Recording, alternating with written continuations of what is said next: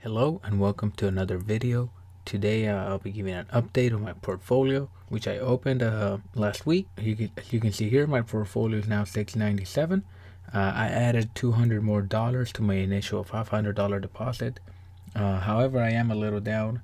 I closed out the week with a loss of 0.41%, but that's fine. I'm on here for the long run. The stock market has been taking a hit this last week. And as you can see here, the S&P 500 was down, the Dow Jones, the Nasdaq. Also, there's worries because of the tariffs that Donald Trump said he might be imposing on China. So a lot of investors are a little worried. Also, in other news, Jack Ma is stepping down as the CEO of Alibaba. I was planning on investing on Alibaba, so I'll have to look more into what's going on there. I'll probably still invest in Alibaba and probably take advantage of the dip that is sure to happen because of Jack Ma stepping down as the CEO. But anyway, one of the major updates in my portfolio was the addition of the Dividend Aristocrats. I made a new pie, which I added to my portfolio here. And this new pie consists of what we call the Dividend Aristocrats. Now, Dividend Aristocrat stock is a stock that has given dividends consecutively and risen them for in the last 25 years. So these are pretty solid companies in the S&P 500. So there's companies that used to be in the S&P 500 that are no longer there because they either lowered their dividend or they just stopped giving them. One example is GE. General Electric used to be in the Dividend Aristocrats, but they lowered their dividend not too long ago, a couple years ago, and they were no longer considered a Dividend Aristocrat. But as you can see here, I added some companies here, and all these companies are all pretty solid blue chip companies. You can see here some of the companies that are added are Colgate. Now Colgate, they're known for making that toothpaste, but they also have several other brands. They make deodorants and several other consumer products. Johnson & Johnson, another consumer product manufacturer. They own several big brands such as Listerine, Band-Aid, and make, of course, the Johnson & Johnson baby oil, among other consumer staples. Procter & Gamble, another consumer staple conglomerate. They own Tide, Gillette, and Pampers. So pretty big company.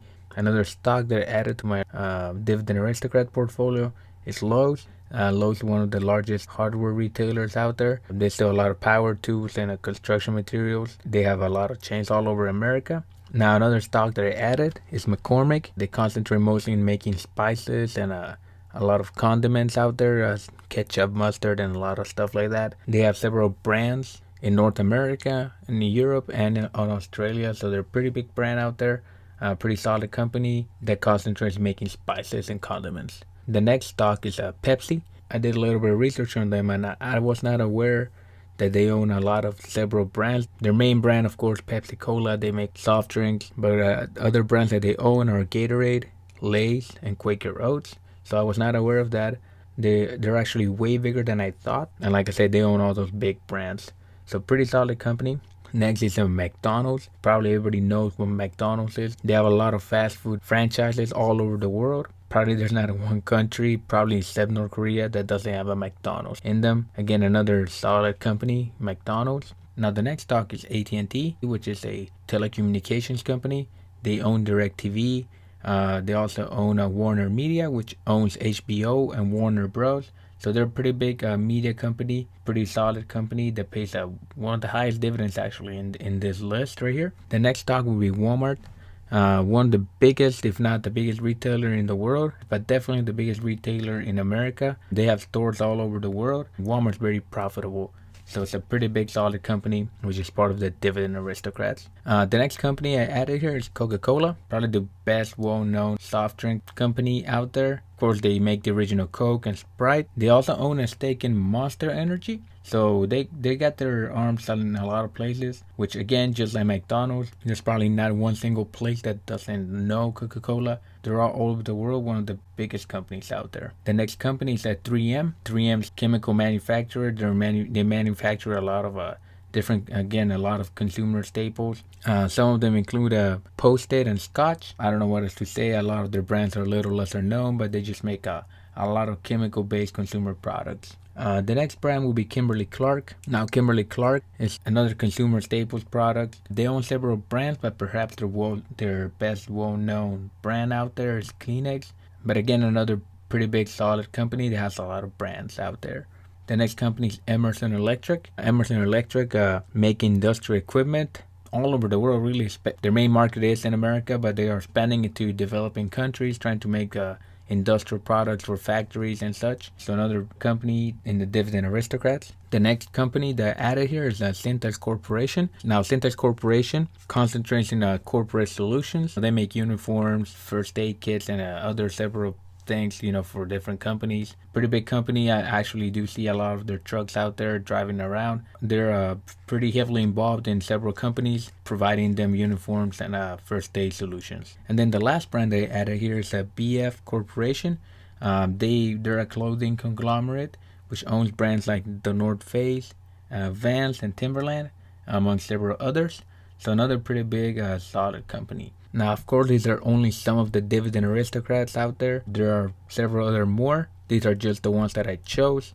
You can see here there are several others.